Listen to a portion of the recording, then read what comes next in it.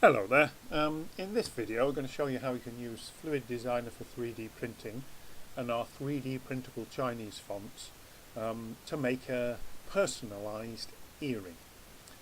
It could be a pendant as well, you just make it a bit thicker, but in this instance we're going to use the letter A on a Western keyboard to generate this pattern here, and B on the keyboard to generate this pattern at the bottom. So these are two different characters.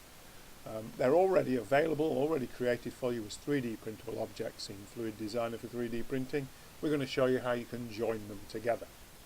So if we go to Fluid Designer, so we're going to use these two files here. So it's Chinese fonts in 2D that are generated using the letter A on a Western keyboard, and Chinese fonts 2D created with the letter B on a Western keyboard.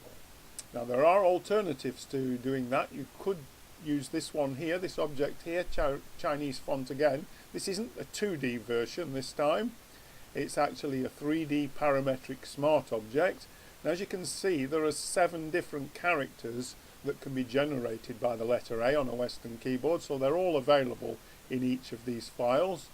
What you need to do is to identify the particular characters that you want to use. Now, as I say, these objects here are parametric smart objects, so we could change the cross-section of them very easily here, like is normally the case in Fluid Designer for 3D printing. And if I just switch on screencast keys, if I press the S key on the keyboard and scale that object up, because it's a parametric smart object, as long as I do Control A and apply the scale, this cross-section will automatically be applied to it. So if you wanted to use those objects to create your personalised earring, you could do. As I say, they're parametric smart objects. However, in this video we're going to show you how you can do this slightly differently using these 2D objects. Now, these are still curves, and I'll just switch on screencast keys again. These are still curves, these objects. But they do work differently from the parametric smart objects, and in particular if you tried scaling these and then doing Control A and apply to scale, the values do not reset, so you need to be a little bit more careful using these objects. Now I'm going to just use the character in the middle, so the first thing I'm going to do is if I just go to view and top view, and if I press the tab key on the keyboard to go into edit mode and B for border select, I'm going to select those 3 characters to the left and then X on the keyboard and delete them. And B for border or box select the 3 characters on the right and X to delete those. So that's just got rid of the characters on the side there. Now I'm just going to move that up a little bit because I'm going to use a font that's generated using the letter B on the keyboard. So I'm going to use one of the fonts in this file over here. And we don't drag and drop in Fluid Designer, we go to File and Append, and just go up through the menu system until you get to the Groups folder, and we're using the Chinese fonts, and I want the fonts that are generated with the letter B on a Western keyboard, and it's always the object that we append, so I just append those from the library. So again, you can see we get a set of 7 characters. Most of these objects here, these Chinese fonts, have got 7 characters.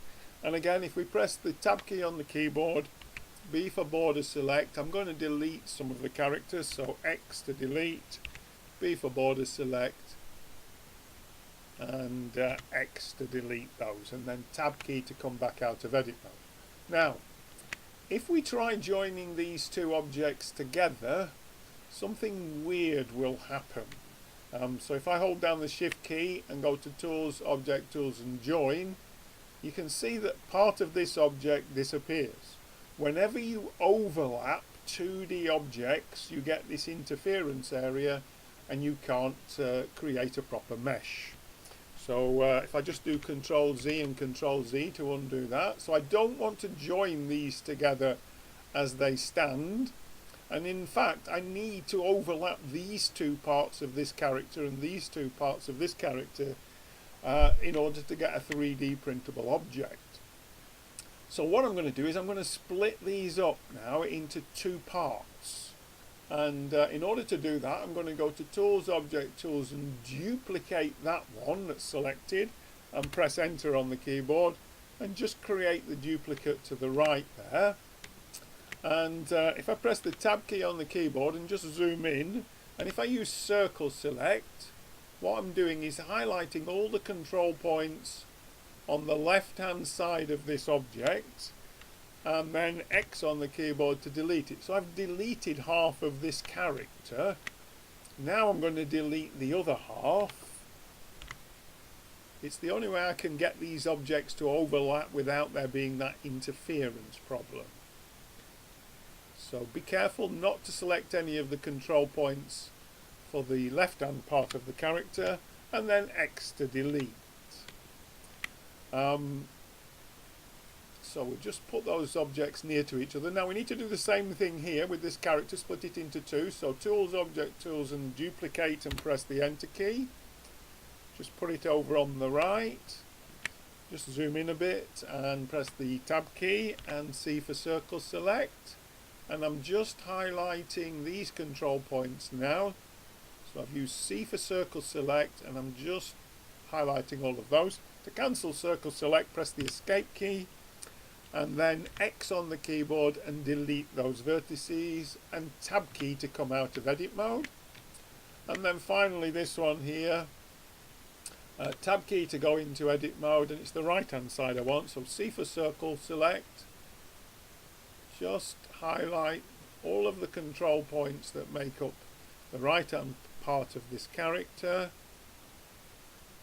and a few points down here. So once you've got all of them, Escape to come out of the Circle Select mode, X on the keyboard and delete, and then Tab key to come out of edit mode. Now we can now overlap these, we can now convert these objects to meshes, and then we can overlap them. It's very important that you do it that way. If you just overlap otherwise, when you try and join them together, things will go wrong. So if we go to Tools, Object, Tools, and convert this to a mesh, and Tools, Object, Tools, and convert this to a mesh, Tools, Object, Tools, convert to a mesh, Tools, Object, Tools, and convert to a mesh.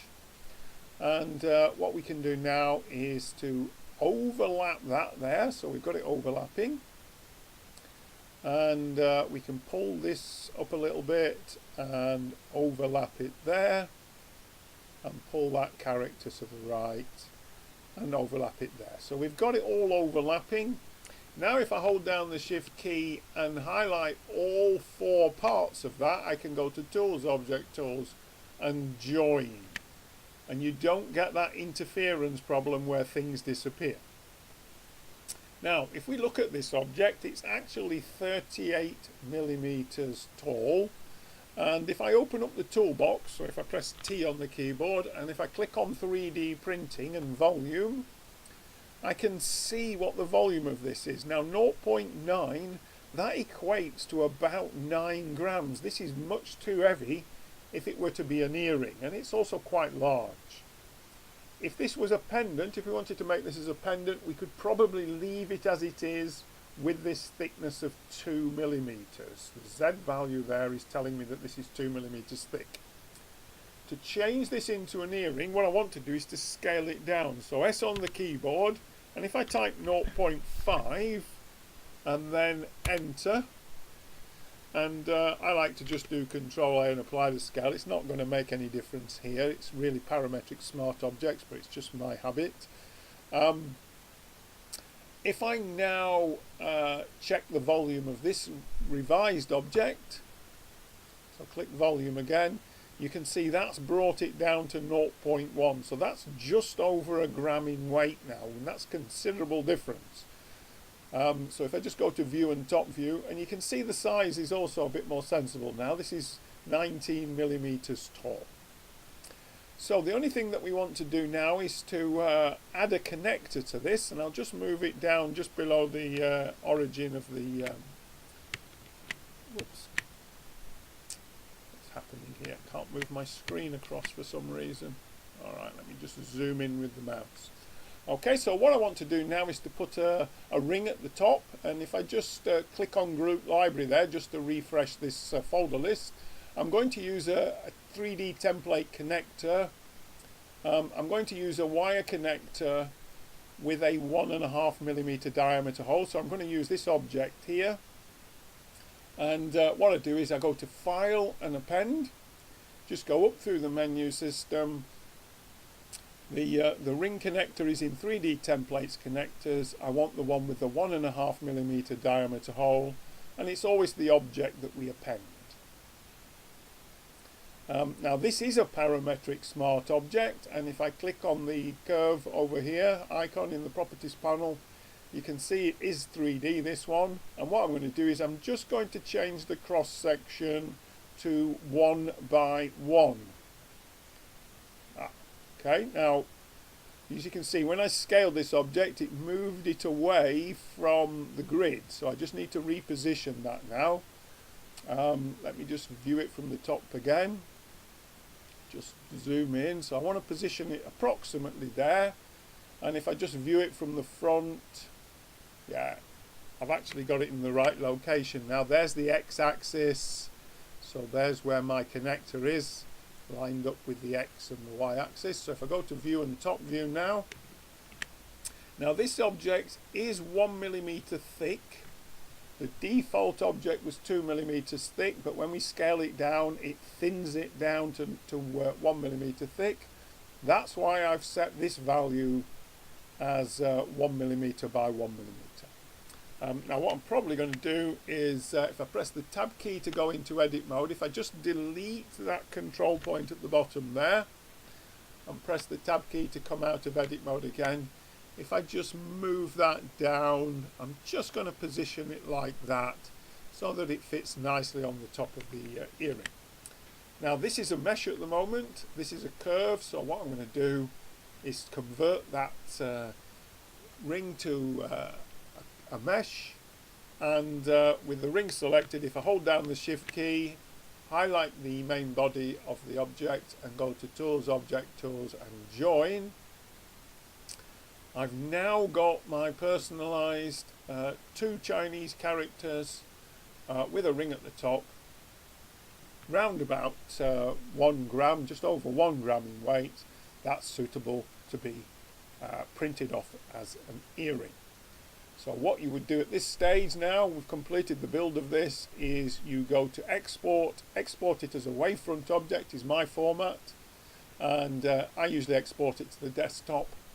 I did do this earlier as a personalized Chinese font earring, and I used the letters A and B from the Western keyboard to create those shapes, those characters originally.